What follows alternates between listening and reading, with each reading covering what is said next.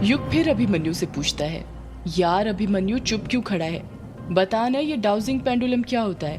Abhimanyu dowsing pendulum का धागा हिलाते हुए कहता है, यार देख, मैं ना तुझे अच्छे से समझाता हूँ। डाउजिंग या डाउस का शाब्दिक अर्थ होता है गहराई पर जाकर खोजना। डाउजिंग विधि में पेंडुलम नामक यंत्र का प्रयोग किया जाता है। इसमें एक लंबा धागा या चेन होती है जिसके नीचे लटकी हुई भारी नोकदार लटकन को पेंडुलम कहते हैं। अभिमन्यु अपने आसपास देखते हुए कहता है, हमारे इस ब्रह्मांड में कई तरंगे मौजूद हैं जो एक दूसरे से जुड़ी हुई हैं, और वो हमारे मन में वो शक्ति होती है कि हम एक ही पल में इस ब्रह्मांड में कहीं भी मौजूद किसी भी तरंगों से संपर्क कर सकते हैं।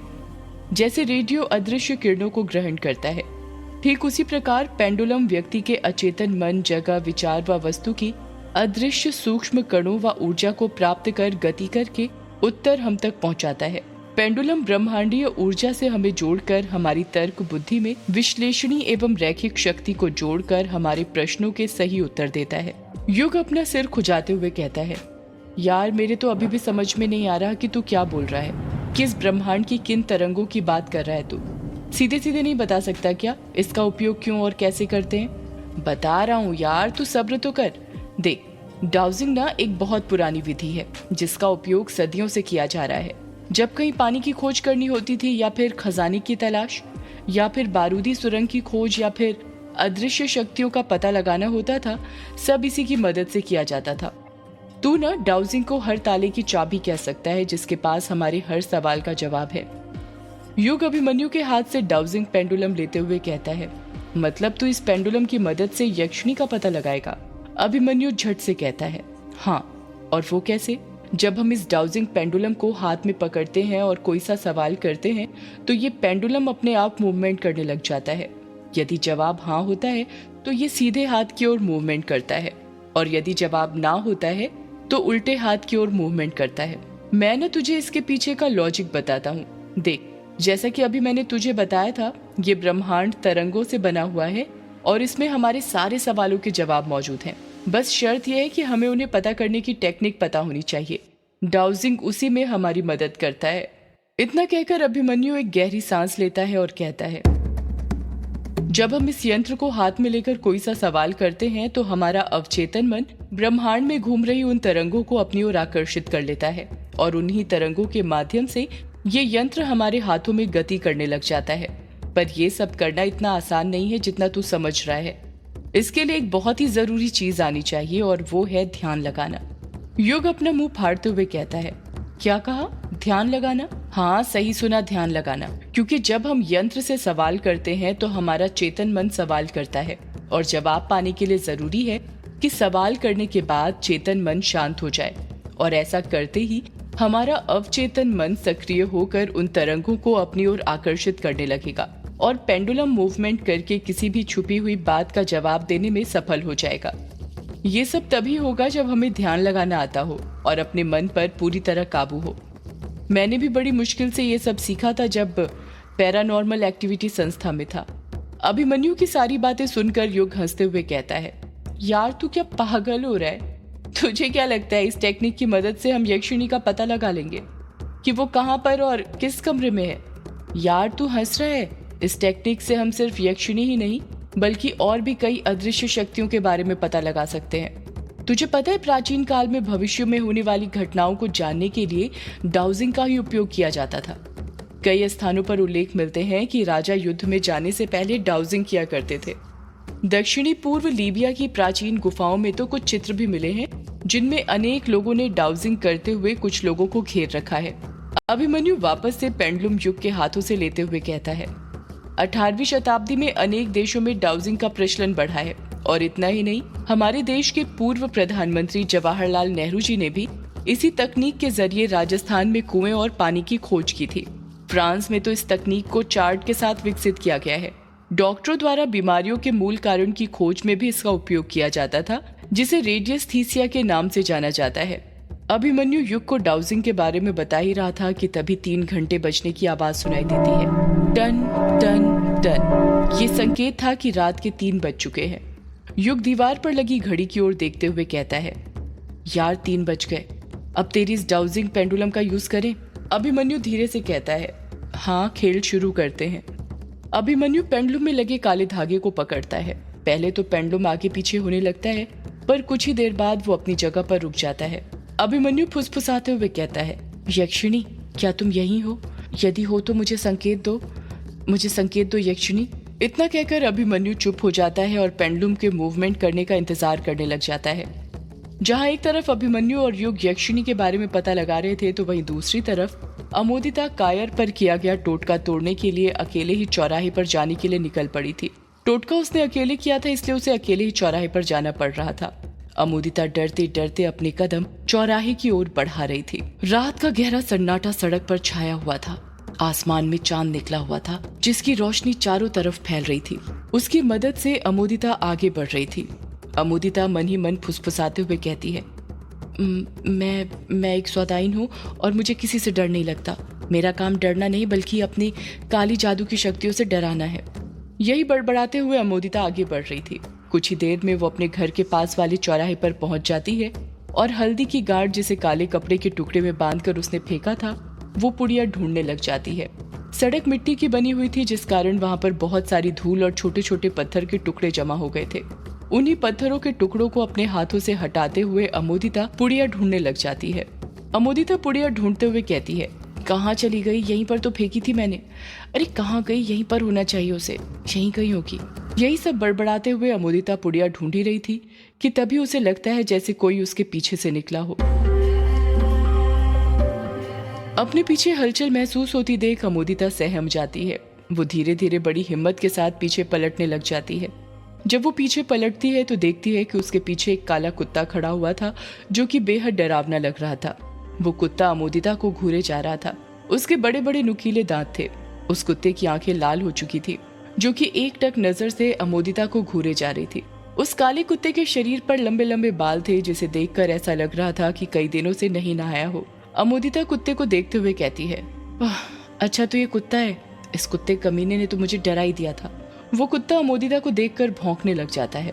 पहले तो अमोदिता डर जाती है, पर फिर बड़ी हिम्मत से कहती है, अरे कुत्ते कमीने, मैं कोई भूत नहीं हूँ जो मुझे देखकर भौंके जा रहा है। मैं तो एक सौदाइन हूँ। अच्छा तो तू एक सौदाइन को देखकर भौंक रहा है? रुक, अभी मजा चखाती हूँ तुझे। इतना कहकर अमोदिता जमीन पर पड़े छोटे छोटे पत्थरों के टुकड़े उठाने लग जाती है और उस कुत्ते की तरफ फेंक कर मारने लग जाती है। ये हैरान करने वाली बात थी कि वो कुत्ता डरता नहीं, बल्कि वहीं पर खड़ा रहता है और लगातार अमोदिता को देखकर भौंके जा रहा था। अमोदिता का कोई निशाना उस कुत्ते को नहीं लग पा रहा था। निशाना लगाने में वो एक अनाड़ी थी। अमोदिता सड़क पर से पत्थर उठाकर उस कुत्ते को मारे ही जा रही थी कि तभी उसके हाथ में कोई ऐसी चीज आती है जो बहुत सॉफ्ट थी।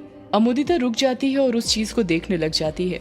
वो देखती है कि उसके हाथ में एक काले कपड़े की पुड़िया थी। ये वही पुड़िया थी जो उसने फेंकी थी। अमोदिता उस पुड़िया को देखकर खुश हो जाती है और खुद से कहती है, अरे मिल गई, जब से इसे ही तो ढूंढ रही थी। जब से इसे ही तो ढूंढ रही थी मैं। इस कुत्ते ने तो मेरा काम ही आसान कर दिया। इतना कहकर अमोदिता अपना सिर ऊपर उठाती है और उस कुत्ते की तरफ देखने लग जाती है, पर तब तक वो कुत्ता वहां से जा चुका था। अमोदिता हैरानी के साथ कहती है, अरे ये कुत्ता कहाँ चला गया? अभी तो यहीं पर था। जब भगा रही थी तब तो नहीं गया, अब अचानक पता नहीं कहाँ गायब हो गया। खैर छोड़ो, मुझे क्या करना है, मेरा काम तो आसान हो गया ना।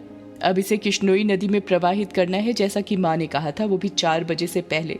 3:30 तो यहीं पर बज गए, बस आधा घंटा बचा हुआ है। इतना कहकर अमोदिता अपने कदम किश्नोई नदी की ओर बढ़ाने लग जाती है।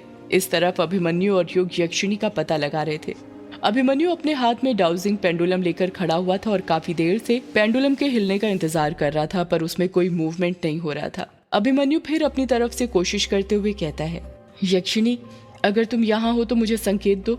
युग उबासी लेते हुए कहता है, यार मुझे नहीं लगता इससे कुछ होने वाला है।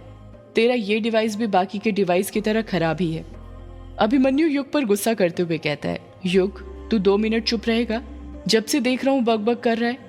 ऐसा लग रहा है कछुए की कमी तू पूरी कर रहा है। मैंने कहा था ना, इस विधि में ध्यान लगाना बहुत जरूरी है। तू मुझे ध्यान ही नहीं लगाने देगा तो मैं यक्षिणी के बारे में कैसे पता लगाऊंगा? मुझे अपने मन को अचेतन कर ब्रह्मांड में घूम रही तरंगों के साथ संपर्क साधने दे, समझा? अभिमन्यु का गुस्सा देखकर युग एकदम चुप हो जाता है। अभिमन्यु अपने दूसरे हाथ में डाउजिंग पकड़ता है और एक गहरी सांस लेकर आहिस्ते से कहता है, क्या यहाँ पर कोई अदृश्य शक्ति है? अगर है तो हमें संकेत दो। अभिमन्यु और युग एक टक नजर से पेंडुलम की ओर देखने लग जाते हैं।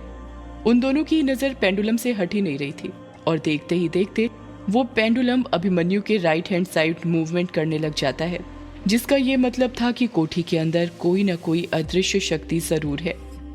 पेंडुलम को हिलता हुआ देखकर अभिमन्यु खुश हो जाता है और उत्साहित होते हुए कहता है, अगर यहाँ पर कोई अदृश्य शक्ति है तो मुझे बताओ कि वो किस साइड है, मुझे राह दिखाओ, ब्रह्मांड की तरंगे अपना करिश्मा दिखाओ। वो पेंडुलम सीढ़ियों की दिशा की ओर हिलने लग जाता है। अभिमन्यु पेंडुलम की ओर देखते हुए कहता है, यार ये तो ऊपर के कमरे की तरफ इशारा कर रहा है। युग हैरानी के साथ कहता है, इसका मतलब ये है कि यक्षिणी ऊपर वाले कमरे में है। वो दोनों टाइम वेस्ट ना करके पेंडुलम की दिशा की ओर सीढ़ियों की तरफ बढ़ने लग जाते हैं।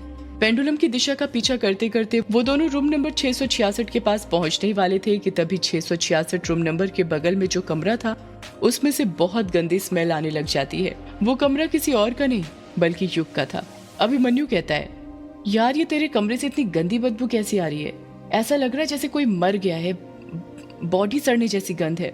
युग अपनी नाक बंद करते हुए कहता है, ऐसा मत बोल यार, मेरे कमरे के अंदर कायर है, वही तो मेडिसिन खाकर सो रहा है। जैसे ही युग ये बात बोलता है उन दोनों की सिट्टी पिट्टी गुल हो जाती है। वो दोनों जल्दी से युग के कमरे के अंदर घुस जाते हैं। कमरे के अंदर जाते से ही वो बदबू और बढ़ जाती है और उनके नथुनों में घुसने लग जाती है। जब वो कमरे में जाते हैं तो देखते हैं कि कायर बिस्तर पर लेटा हुआ था। युग एक हाथ से अपनी नाक बंद करता है और दूसरे हाथ से कायर की नब्ज चेक करने लग जाता है। अभिमन्यु पूछता है, क्या हुआ, ठीक तो है ना ये? युग कुछ देर रुक कर कहता है, हाँ यार ठीक तो है, नब्ज तो चल रही है, फिर ये इतनी गंदी बदबू कहाँ से आ रही है? यार ये तो मेरी समझ में भी नहीं आ रहा, मुझसे तो सहा ही नहीं जा रहा। अभिमन्यु और युग अपने आसपास देखने लग जाते हैं और पता करने की कोशिश करने लग जाते हैं कि वो बदबू कहाँ से आ रही थी। बदबू धीरे धीरे बढ़ती जा रही थी। अभिमन्यु और युग आसपास देख ही रहे थे कि तभी युग की नजर टेबल पर रखी पॉलीथीन पर पड़ती है। उस पॉलीथीन पर करीब 20-30 मक्खियां भिनभिना रही थी। युग उस पॉलीथीन की ओर हाथ से इशारा करते हुए कहता है, यार वो देख, उस पॉलीथीन के ऊपर इतनी सारी मक्खियां भिनभिना रही हैं, इस पॉलीथीन में क्या है? अभिमन्यु बिना युग के किसी सवाल का जवाब दिए अपने कदम उस पॉलीथीन की ओर बढ़ाने लग जाता है।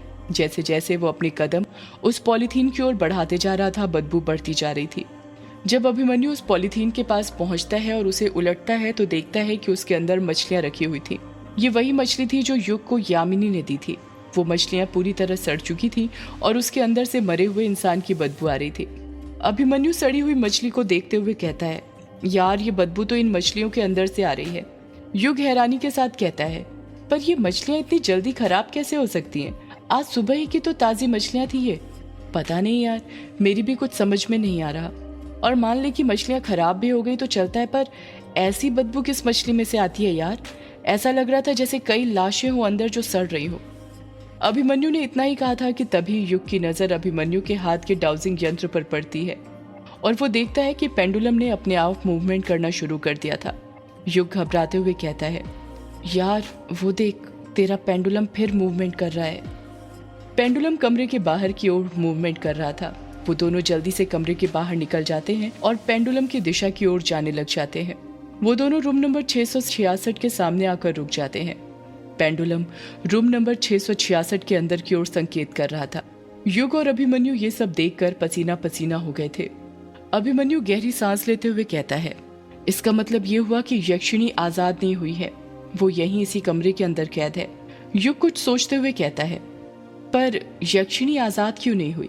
हमने तो गेट खोला था ना। सदियों से है पुरानी ये है यक्षिणी की कहानी। यक्षिणी एक आग है, यक्षिणी तेरा ख्वाब है।